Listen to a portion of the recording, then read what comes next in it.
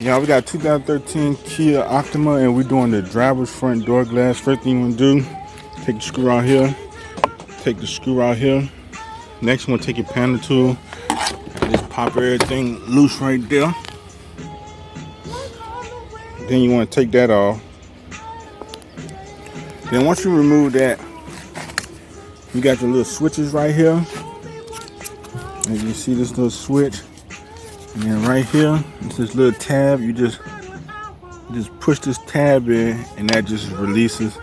Then you unplug that, and then you unplug that, and then you got the whole door panel on.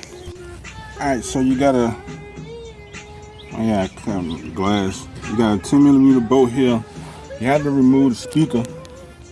Careful, you have to remove the speaker to get to the other one.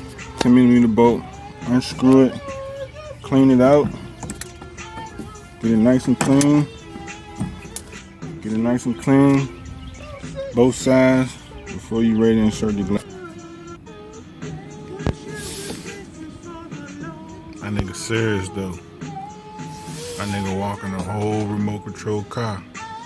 That nigga serious.